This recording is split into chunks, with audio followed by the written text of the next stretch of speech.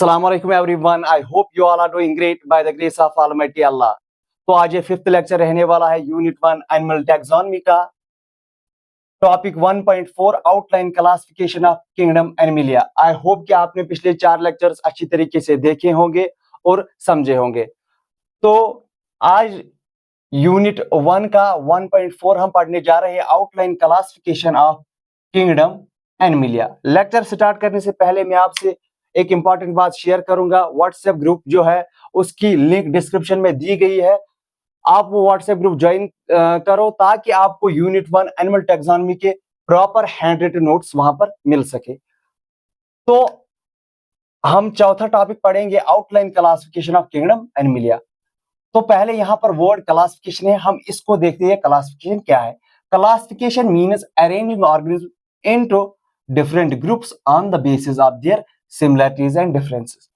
Classification का मतलब है ऑर्गेनिज्म को अरेंज करना डिफरेंट ग्रुप्स में on the basis of what, on the basis of similarities and differences. Similarities means same क्या होगा एक ऑर्गेनिज्म के और डिफरेंट क्या होगा ऑर्गेनिज्म में, ताकि हम ऑर्गेनिज्म को डिफरेंट ग्रुप्स में डिवाइड कर सके या डिफरेंट ग्रुप्स में अरेंज कर सके। आई होप कि आपने क्लासिफिकेशन अच्छी तरीके से समझा होगा। Classification simply arranging organisms into different groups on the basis of similarities and differences. तो यहां पर दूसरा वर्ड है kingdom Animalia. Kingdom Animalia includes multicellular, eukaryotic and heterotrophic organisms that generally show movement and lack a cell wall. Kingdom Animalia includes multicellular. What does the word multicellular means? Multicellular word means organism बहुत सारी cell से, mini cell से बने होते हैं, बहुत सारी cell से बने होते हैं। That means multicellular. What does the word eukaryotic mean? Cells that have true nucleus. Eukaryotic cells have true nucleus. यहां पर मैं लिखूंगा ट्रू न्यूक्लियस, इनमें ट्रू न्यूक्लियस होता है। एंड हिटेरोट्रॉपिक ऑर्गेनिजम्स, हिटेरोट्रॉपिक जैसे कि आपको पता होगा, हिटेरोट्रॉपिक मींस जो दूसरे ऑर्गेनिज्म पे डिपेंड होते हैं, जो अपना फूड खुद नहीं बनाते हैं, जो डिपेंड होते हैं दूसरे ऑर्गेनिज्म पे। दैट जनरली शो मूवमेंट, ये जो मल्टीसेलुलर यूकैरियोटिक हेटेरोट्रॉपिक ऑर्गेनिज्म है ये मूवमेंट शो करते हैं, मतलब ये एक जगह से दूसरी जगह जाते हैं। And lack a cell wall, और इनमें सेल वॉल प्रेजेंट नहीं होता है। सेल वॉल प्रेजेंट होता है प्लांट्स में, एनिमल्स में सेल वॉल प्रेजेंट नहीं होता है। आई होप कि आपने क्लासिफिकेशन की डेफिनेशन और किंगडम एनिमलिया की डेफिनेशन समझी होगी। Classification simply means arranging organism into different groups on the basis of similarities and differences. Kingdom Animalia includes multicellular, मतलब मल्टीसेलुलर मीन्स बहुत सारी सेल्स की जो बॉडी बनी होती है, दैट मीन्स मल्टीसेलुलर। यूकैरियोटिक मतलब यूकैरियोटिक ऑर्गेनिज्म में ट्रू न्यूक्लियस होता है। हेटेरोट्रॉपिक ऑर्गेनिज्म में वो होते हैं जो अपना फूड खुद नहीं बनाते हैं, जो डिपेंड रहते हैं दूसरे ऑर्गेन्स पे। डेट जनरली शो मूवमेंट, ये मूवमेंट शो करते हैं। Movement means moving from one place to another place. And lack a cell wall, इनमें सेल वॉल प्रेजेंट नहीं होता है। आई होप कि आपने क्लासिफिकेशन और किंगडम एनिमलिया अच्छी तरीके से समझा होगा। तो मैं यहाँ पर ये इरेज करने जा रहा हूँ, तो यहाँ पर मैं इरेज करूंगा। आई होप कि आपने क्लासिफिकेशन और किंगडम एनिमलिया समझा होगा। किंगडम एनिमलिया पढ़ने से पहले हमें कुछ फ्यूचर्स देखने होते हैं जिससे हम ऑर्गेनिज्म को सही तरीके से क्लासिफाई कर सके। वो फ्यूचर्स क्या है? Animals are classified into different groups. Animals are classified, animals are classified into different groups, animals are classified into different groups mainly on the basis of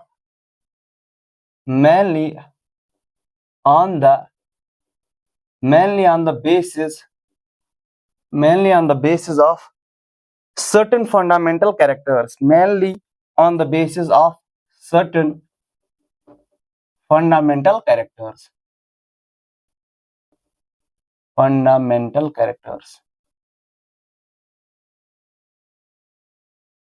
ये जो एनिमल्स है इनको क्लासिफाई किया जाता है डिफरेंट ग्रुप्स में, mainly on the base of certain fundamental characters. जो certain fundamental characters है वो कौन से है? पहला फंडामेंटल कैरेक्टर है level of organization, level of organization, level of organization. दूसरा हम इसमें पढ़ते हैं बॉडी सिमेट्री, एक ऑर्गन में बॉडी सिमेट्री कैसी होती है, बॉडी सिमेट्री। तीसरा हम इसमें पढ़ते हैं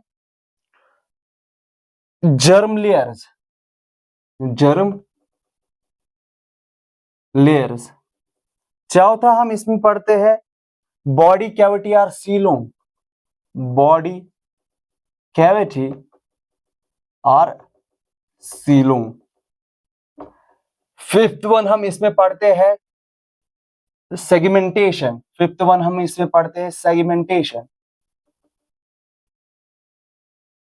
और लास्ट वन हम इसमें पढ़ते हैं नोटोकॉर्ड, नोटोकॉर्ड।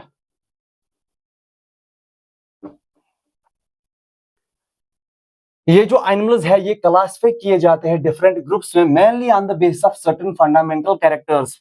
पहला फंडामेंटल कैरेक्टर क्या है? Level of organization. दूसरा है बॉडी सिमेट्री। तीसरा है जर्म लेयर्स। चौथा है बॉडी कैविटी और सीलोम। फिफ्थ वन है सेगमेंटेशन और सिक्स्थ वन है नोटोकॉर्ड। हम एक एक को अब अच्छी तरीके से एक्सप्लेन करेंगे। पहले हम करेंगे एक्सप्लेन लेवल ऑफ ऑर्गेनाइजेशन को। मैं इरेज करता हूं और हम एक एक करके पढ़ते हैं। ये लेवल ऑफ ऑर्गेनाइजेशन क्या होता है, बॉडी ऑफ सिमेट्री में क्या होता है, जर्म लेयर्स कैसी होती है, हम ये एक एक करके डिफाइन करेंगे, इलाबरेट करेंगे।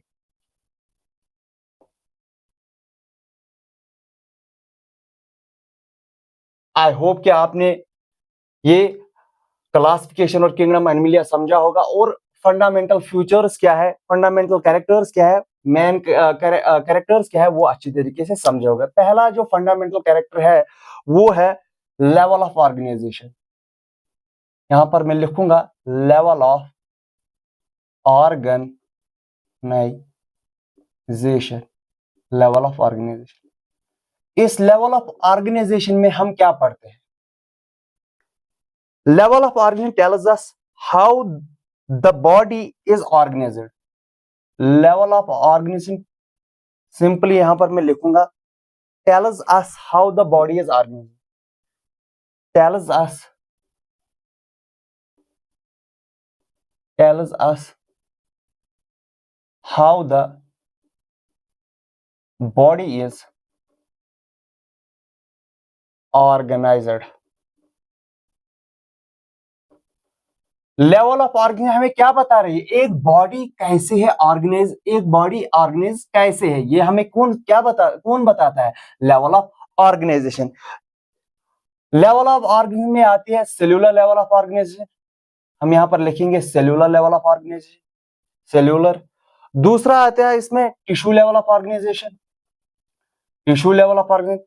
तीसरा यहां पर आता है organ level of organization, organ level of organ level organ.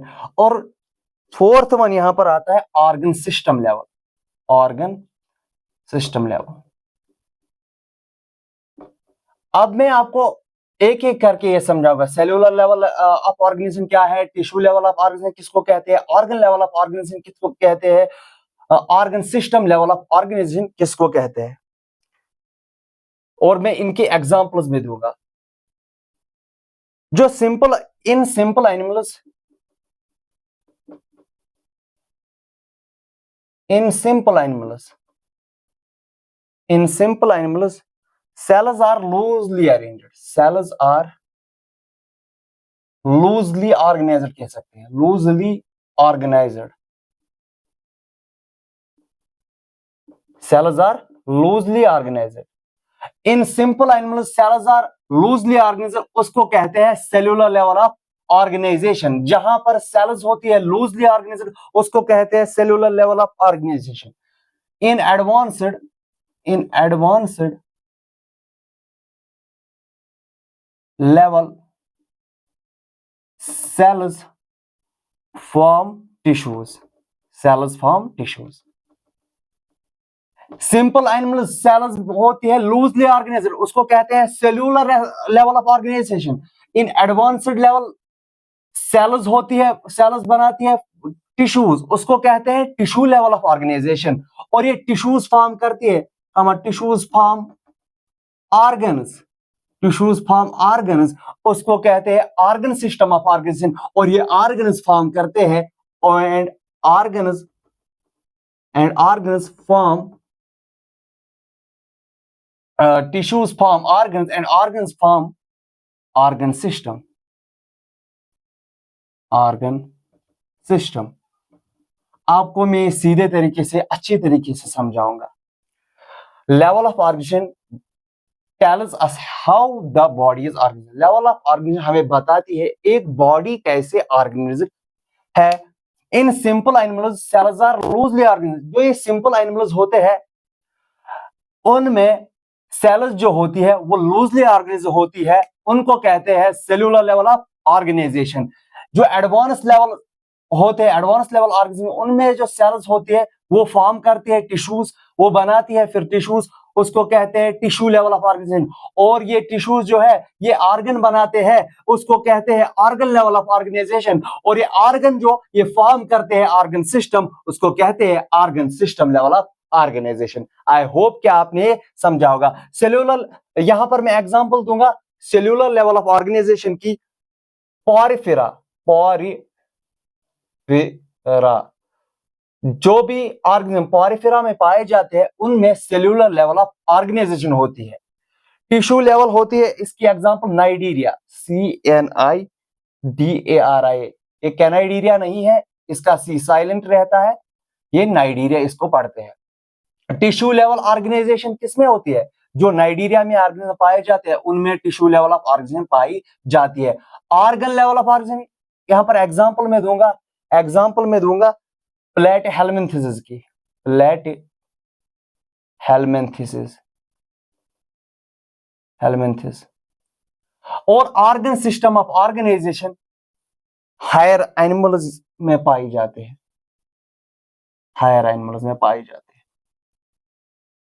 Simply level of organization हमें बताती है एक बॉडी कैसे ऑर्गेनाइज है।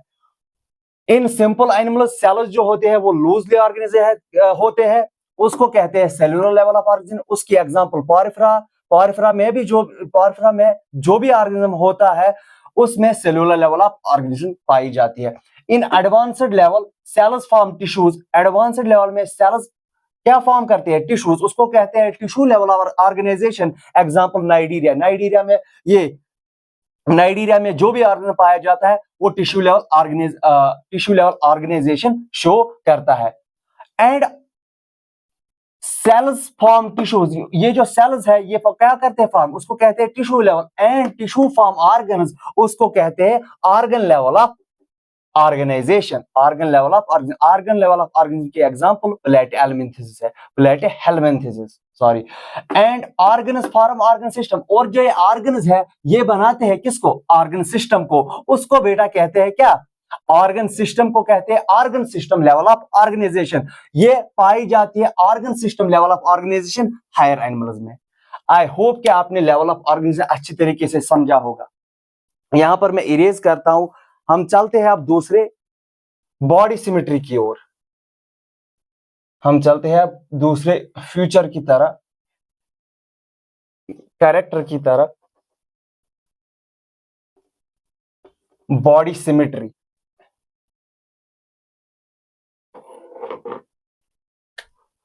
यहां पर लिखेंगे body symmetry.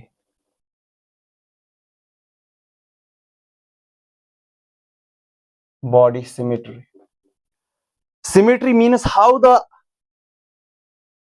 body can be divided in equal parts. Symmetry means how the body can divide into equal parts. Symmetry means हम एक बॉडी को कैसे डिवाइड कर सकते हैं दो इक्वल पार्ट्स में। तीन टाइप्स की सिमेट्री है। पहली है यहां पर एसिमेट्रिकल, एसिमेट्रिकल सिमेट्री, एसिमेट्रिकल। दूसरा यहां पर है रेडियल सिमेट्री, और थर्ड टाइप है यहां पर bilateral symmetry, bilateral symmetry. Spell कभी कभी कभार गलत भी होती है, आप स्पेल को प्लीज चेक कीजिएगा। अब यहां पर हम देखेंगे एसिमेट्रिकल सिमेट्री में क्या होता है। इसमें क्या होता है कि if it can not be divided into two equal halves it is asymmetrical. अगर ये दो इक्वल हाउस में if it can not be divided into two equal halves or parts, अगर ऑर्गेनिज्म दो हिस्सों में डिवाइड नहीं हुआ उसको कहते हैं एसिमेट्री, उसको कहते हैं एसिमेट्री। रेडियल सिमेट्री किसको कहते हैं? ए मीन्स नो सिमेट्री, मतलब इसमें ऑर्गेनिज्म डिवाइड नहीं होता है टू इक्वल पार्ट्स में। रेडियल सिमेट्री में it can divide through many planes, it can divide through, it can divide through, it can divide through many planes. Radial symmetry में organism divide होता है through many planes. Many planes means यहां पर एक organism है, यहां पर exam की तरह, या यहां से भी इसको मतलब डिवाइड कर सकते हैं, यहां से भी डिवाइड कर सकते हैं, यहां से भी डिवाइड कर सकते हैं। इसको हम मनी प्लेन्स, बहुत सारे प्लेन्स से डिवाइड कर सकते हैं। तीसरा है यहां पर important bilateral symmetry. Bilateral symmetry में क्या होता है? It can B divided into two equal parts, it can be divided into, it can be divided into two equal parts, two equal parts, two equal parts by only one plane, by only one plane। Bilateral symmetry में organism को divide हम कर सकते हैं two equal parts में by only one plane. Asymmetry की example यहां पर पॉरिफेरा, पॉरिफेरा में एसिमेट्री पाई जाती है, मतलब पॉरिफेरा डिवाइड नहीं होता है टू इक्वल पार्ट्स में। यहां पर एग्जांपल है। रेडियल सिमेट्री की एग्जांपल नाइजीरिया है, रेडियल सिमेट्री की एग्जांपल नाइजीरिया है। नाइजीरिया बहुत सारी प्लेन से हम इसको डिवाइड कर सकते हैं। बाइलेटरल सिमेट्री की एग्जांपल है हायर एनिमल्स, हायर एनिमल्स में बाइलेटरल सिमेट्री पाई जाती है। Higher animals symmetry means how the body can divide in two equal parts. हम एक बॉडी को डिवाइड कैसे कर सकते हैं टू इक्वल पार्ट्स में। इसके तीन टाइप्स है, asymmetry, radial symmetry and bilateral symmetry. Asymmetry मतलब बॉडी डिवाइड नहीं होती है दो इक्वल पार्ट्स में। रेडियल सिमेट्री में इट कैन डिवाइड बॉडी, एक ऑर्गेनिज्म की बॉडी डिवाइड हो सकती है through many planes. Bilateral symmetry में it can be divide into two equal parts, दो इक्वल पार्ट्स में एक ऑर्गेनिज्म को डिवाइड हम कर सकते हैं। जैसे कि एग्जांपल मैं यहां पर लूंगा, यहां पर मैं एग्जांपल, कोई ऑर्गेनिज्म सुकैर है, हम इसको दो इक्वल पार्ट्स में, दो इक्वल हाउस में एक पार्ट के डिवाइड कर सकते हैं। किसमें? बाइलेटरल सिमेट्री में। इसकी एग्जांपल क्या है? Higher animals. आई होप कि आपने बॉडी सिमेट्री अच्छी तरीके से समझी होगी। अब हम चलते हैं तीसरे पे। तीसरा कैरेक्टर जो है अब हम वो देखते हैं। तीसरा कैरेक्टर जो है, ये फंडामेंटल कैरेक्टर्स हम पढ़ रहे हैं। अब तीसरा कैरेक्टर है जर्म लेयर्स। तीसरा है germ layers, germ layers, germ layers, germ layers.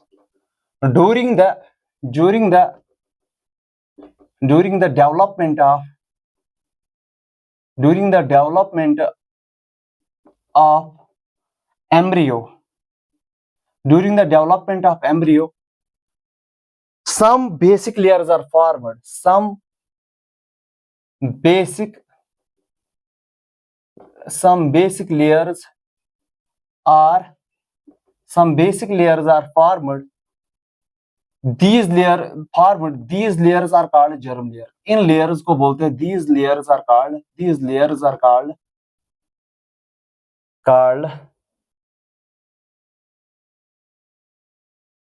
germ layers. जब during the development of embryo, जब डेवलपमेंट होती है एम्ब्रियो की, some basic layers are formed, कुछ बेसिक लेयर्स बनती है. These layers are called germ layers. उन लेयर को बोलते हैं जर्म लेयर्स.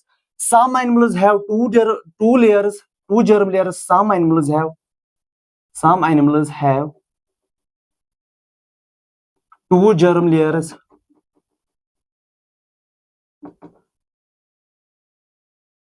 कुछ एनिमल्स में टू जर्म लेयर्स होती है, पाई जाती है. उनको कहते हैं diploblastic.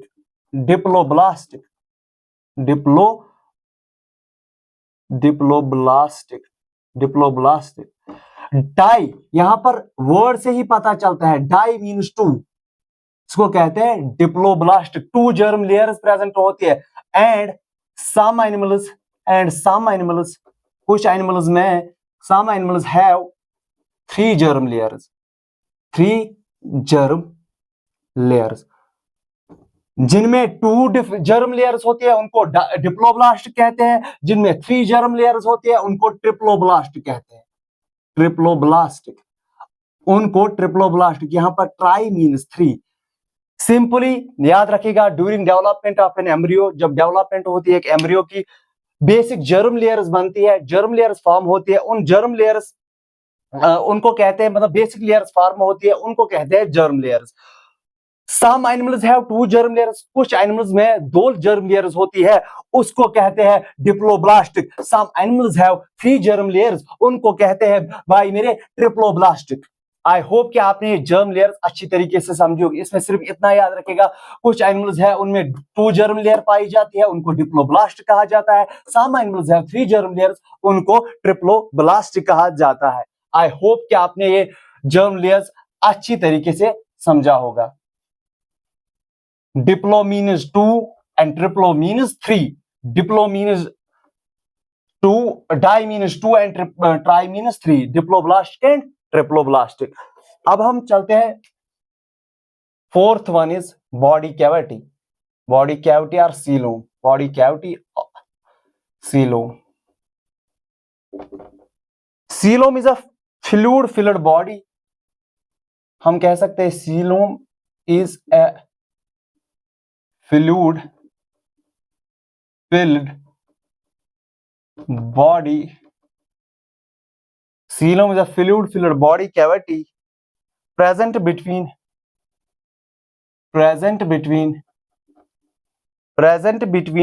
body wall and internal organ. Present between body wall and internal organs. Simply, body cavity or body coelom. Coelom is a fluid-filled body cavity. Cavity means space present between body wall and internal organs. जो space present होती है, simply coelom means जो space present होती है body wall और internal organs के दरमियान, उसको कहते हैं coelom. आई होप कि आपने समझा होगा. इसमें भी तीन टाइप्स है. पहले को कहते हैं एसीलोमेट.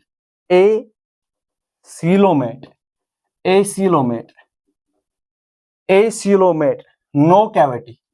एसीलोमेट, इसमें कैविटी. ए का मतलब ही है विदाउट सीलोम मीन्स इसमें कैविटी नहीं है. Cavity means space between body wall and internal organs, इसमें नहीं पाई जाती है.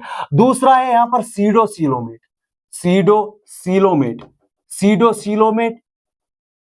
इसमें कैविटी होती है लेकिन false cavity. Pseudo means false cavity.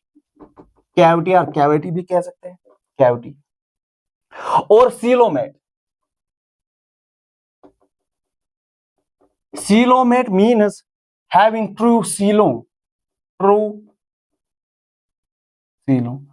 मतलब एसीलोमेट में स्पेस नहीं होती है. No cavity means no space between body wall और इंटरनल ऑर्गन्स के दरमियान यहां पर स्पेस नहीं होती है। सीडोसिलोमेट मींस फॉल्स कैविटी, मतलब फॉल्स स्पेस होती है, स्पेस बहुत कम होती है, फॉल्स स्पेस होती है यहां पर। यहां पर अब देखते हैं सीलोमेट मींस ट्रू सीलोम, यहां पर बॉडी वॉल और इंटरनल ऑर्गन्स के दरमियान स्पेस पाई जाती है। आई होप कि आपने ये अच्छी तरीके से समझा होगा। अब मैं यहां पर एग्जांपल दूंगा सीलोमेट्स की। सीलोमेट्स में एग्जांपल दूंगा प्लेट हेलमिंथिस, प्लेट हेलमिंथिस। सीडोसिलोट में एग्जांपल दूंगा सीडोसिलोमेट में निमेटोडा, निमेटोडा की। और सीलोमेट में एग्जांपल दूंगा आर्थो आर्थोपोडा, आर्थोपोडा।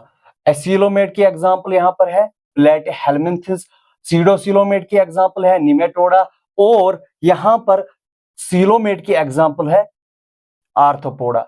सिंपली आप याद रखिएगा, body cavity or coelom, coelom is a fluid filled body cavity, space present between, space आप सिंपली याद रखिएगा, space present between body wall and internal organs. जो स्पेस प्रेजेंट होती है बॉडी वॉल और इंटरनल ऑर्गन्स के दरमियान, उसको कहते हैं बॉडी कैविटी आर सीलोम। हमने अब पढ़ा यहां पर एसिलोमेट मींस नो कैविटी, इनमें कैविटी नहीं होती है। सीडोसिलोमेट इनमें फॉल्स कैविटी होती है, और सीलोमेट इनमें ट्रू सीलोम होता है। Or we can true cavity, true cavity, true coelom और ट्रू कैविटी। अब हम चलते हैं पांचवे की तरफ। आई होप कि आपने बॉडी कैविटी अच्छी तरीके से समझा होगा। अब हम अपने पांचवे कैरेक्टर की तरफ चलते हैं, सेगमेंटेशन। जैसे कि मैंने पहले ही बोला आपको, सेगमेंटेशन, सेगमेंटेशन ये बहुत इजी है। Segmentation, segmentation simply means repeated body fragments. अब सिंपली याद रखो, रिपीटेड बॉडी फ्रेगमेंट्स। आपको एग्जाम्पल से अच्छी तरीके से समझ आएगा। एग्जाम्पल यहां पर मैं दूंगा अर्थवर्म की, अर्थवर्म। अर्थवर्म ऐसे आप इमेजिन करो, अर्थवर्म यहां पर मैं अर्थवर्म बनाऊंगा। जो ये यहां पर सेगमेंट्स है, अर्थवर्म में ऐसे सेगमेंट्स पाए जाते हैं, इसी को कहते हैं segmentation. Segmentation means repeated body fragments, मतलब इसमें जो रिपीटेड बॉडी ये फ्रेगमेंट्स है, इसी को कहते हैं सेगमेंटेशन। एग्जांपल यही है सेगमेंटेशन, रिपीटेड बॉडी फ्रेगमेंट्स, और we can say body is divided into small fragments. इसमें जो बॉडी होती है अर्थवर्म में, body is divided divided into small segments, into small segments। यहां पर देखो एक सेगमेंट है, यहां पर दूसरा सेगमेंट है, यहां पर तीसरा, यहां पर चौथा, यहां पर fifth, so on and so on. Segmentation simply आप याद रखिएगा, repeated body fragments. Example earthworm की body is divided into small segments, body is divided into small segments। I hope कि आपने सेगमेंटेशन अच्छी तरीके से समझा होगा। तो यहां पर मैं सेगमेंटेशन ये इरेज करता हूं यहां पर। अब लास्ट वाला इसमें है notochord, notochord.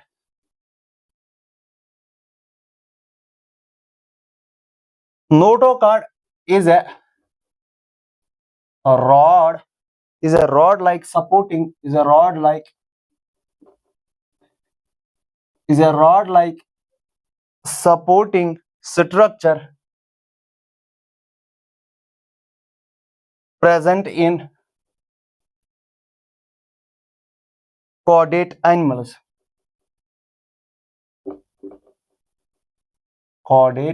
present in chordate animals। ये जो नोटोकॉर्ड है, is a rod like supporting structure, ये रॉड लाइक सपोर्टिंग स्ट्रक्चर है, रॉड लाइक सपोर्टिंग स्ट्रक्चर है present in chordate animals. At least notochord is a rod like supporting structure present in chordate animals. At least यहां पर ये भी लिख सकते हैं, at least some stage of life, at least some stage of life, some stage of, ये जो notochord present होता है ये कॉर्डेट्स में प्रेजेंट होता है, कॉर्डेट एनिमल्स में प्रेजेंट होता है at least some stage of life, life की किसी स्टेज में ये नोटोकॉर्ड प्रेजेंट होता है। Animals with a notochord called chordates, जिन एनिमल्स में, एनिमल्स यहां पर मैं लिखूंगा animals with a notochord, animals with a notochord, उनको, जो एनिमल्स विद अ नोटोकॉर्ड उनको कहते हैं कॉर्डेट्स, उनको कहते हैं chordates. Animals without a notochord, without a notochord, without a notochord, notochord उनको कहते हैं non chordates, non chordates, non chordates. Notochord simply means ये rod like structure, supporting structure होता है present in chordate animals at least some stage of life. Animals with a notochord, जिन animals में notochord present होती है उनको कहते हैं कॉर्डेट्स, और जिन एनिमल्स में नोटोकॉर्ड प्रेजेंट नहीं होती है, रॉड लाइक स्ट्रक्चर प्रेजेंट नहीं होता है, उनको कहते हैं नॉन कॉर्डेट्स। यही हमको, इन्हीं के बारे में हमको किंगडम एनिमलिया में पढ़ना है, किंगडम एनिमलिया में इन्हीं के बारे में पढ़ना है, किंगडम एनिमलिया में इन्हीं के बारे में पढ़ना है। आई होप कि आपने नोटोकॉर्ड अच्छी तरीके से समझा होगा। यहां पर हम लिखेंगे kingdom Animalia, kingdom Animalia, kingdom Animalia में इट इंक्लूड्स ऑल एनिमल्स, इसमें आता है, यहां पर मैं लिखूंगा, इसमें आता है non chordates, non chordates, non chordates what means what, जिनमें नोटोकॉर्ड प्रेजेंट नहीं होता है, नो नोटोकॉर्ड, नो नोटोकॉर्ड, जिनमें नोटोकॉर्ड प्रेजेंट नहीं होता है। और ये किंगडम एनिमलिया डिवाइड होता है, इसके दो टाइप्स है, एक non chordates means no notochord, and chordates जिनमें नोटोकॉर्ड प्रेजेंट होती है, जिनमें notochord, chordates means notochord present, present है। अब यहाँ पर सीधे समझ आएगा खुद, प्रेजेंट। किंगडम एनिमलिया में हम इन्हीं के बारे में पढ़ेंगे, नॉन कॉर्डेट्स जिसमें नोटोकॉर्ड प्रेजेंट नहीं होगा, कॉर्डेट्स जिनमें नोटोकॉर्ड सिंपली प्रेजेंट होगी। आई होप कि आपने आज का लेक्चर अच्छी तरीके से समझा होगा, अच्छी तरीके से अंडरस्टैंड किया होगा। और इसका और एक टॉपिक, लास्ट वाला टॉपिक, इंशाल्लाह लास्ट टॉपिक इसका अब रहेगा। जब मैं लास्ट टॉपिक पढ़ाऊंगा उसके बाद आपको व्हाट्सएप ग्रुप में इसके नोट्स मिलेंगे, व्हाट्सएप ग्रुप में इसके नोट्स मिलेंगे आपको।